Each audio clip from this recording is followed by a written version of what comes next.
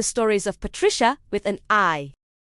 This is the story of the craziest mom that has ever crossed my path while working at a daycare. I would call her Patricia with an I because my husband and I say everything unreasonable and ridiculous is made by a Patricia with an I, and we call her that at home. Where does the I go, you may ask? Straight up her ass.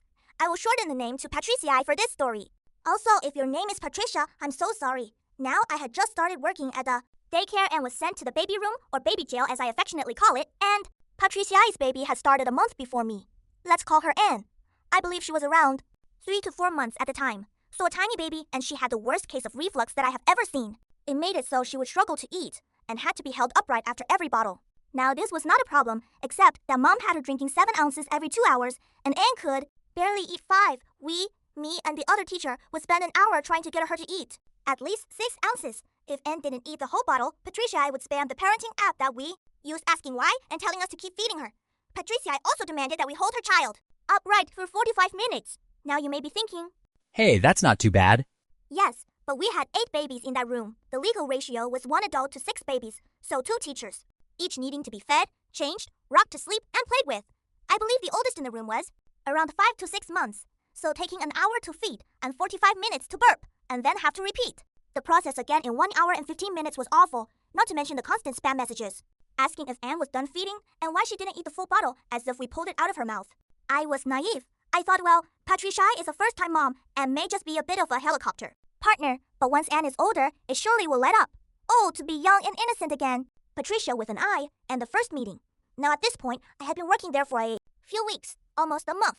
I liked the baby room, and all of the kids there were so cute and sweet. Now I was scheduled from 9 to 6 with an hour lunch, and my co-worker was from 7 to 2:30. She didn't take a break and opted to go home early with her own kid. Well, Patricia did not like me. I found out later she hates new hires and complains about them endlessly, so to keep from interacting with me, Patricia would pick up around 2. Well, one fateful day, Patricia had a late meeting, and apparently that gave her the audacity. She requested that my co-worker stay until 4 because she could pick up then. My manager also had the audacity because she came into the room and tried to pressure my co-worker into staying. She didn't. She laughed, picked up her kid, and left at 2:30. I went about my day as usual, keeping babies alive, singing songs and chilling. Around 3:30, Patricia shows up and stops scanning the room. Then she asks, Where is coworker? I said that she went home and picked up Anne. Patricia is flustered, grabs Anne from me and leaves. My manager got an email saying, I thought that this daycare followed what the parents wanted. She was so upset that my coworker didn't stay for an extra 2 hours like she asked. For a while after that, Patricia did not have any late meetings. I have more stories with Patricia if anyone is interested. She caused a lot of problems throughout my time there and is to this day the most entitled person that I have ever met. Relevant comments. How else would I spell Patricia? It comes from my husband's time in customer service. He asked a lady a name he could call out for an order, and she said, It's Patricia with an I. From that day forward, we have used it as a joke name. Her child is older now, and I don't work there anymore. But thank you for your concern. Update. Patricia with an I and drop-off fiasco. Let me put into context how the daycare operates. Someone shows up early to get the daycare ready and get breakfast set up for the early drop-off kids.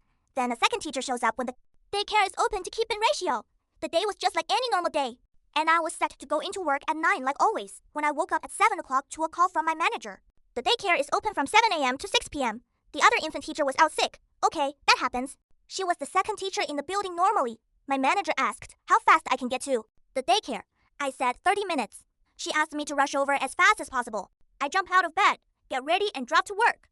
I get there and run in and see 2 teachers and Patricia standing there holding Anne and looking pissed.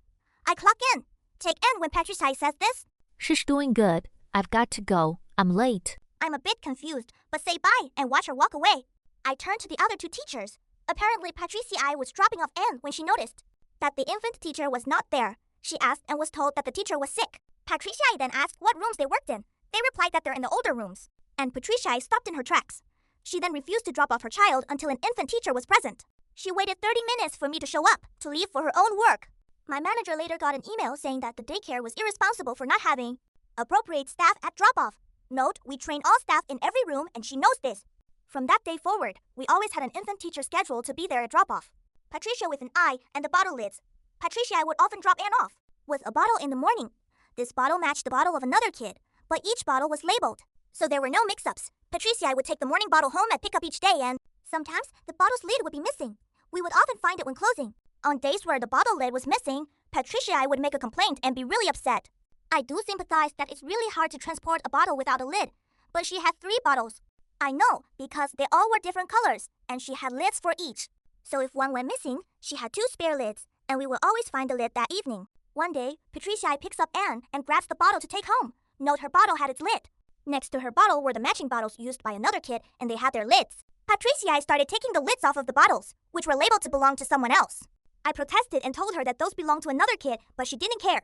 Patricia told me that she was missing some lids at home and then walked out. I went to my manager and told her what happened, but she didn't want to start anything and quote, "That kid doesn't take bottles home anyway, so she doesn't need lids." Karma did hit my manager a few hours later when the mom of the other child asked to take a bottle home, and I told her another parent took her child's lids. My manager had to contact Patricia and get lids back. Relevant comments. I worked for a daycare chain. We had 3 locations across the state. I could not decide who stayed and who got kicked. I either ranted to other coworkers or screamed into my stuffy. Collections at home. Honestly, I would have if I have the authority to. I no longer work at Tar Daycare, but only the owner could kick people, and he only did it twice. While I worked there, one was a kid beating up a teacher, like he threw her to the ground, and gave her a black eye. 2 was a kid who kept pulling girls' pants down and blowing raspberries on their bottoms. Oh, I hated that manager. Once she left, the turnover rate dropped by half. On their bottoms. Oh, I hated that manager. Once she left, the turnover rate dropped by half.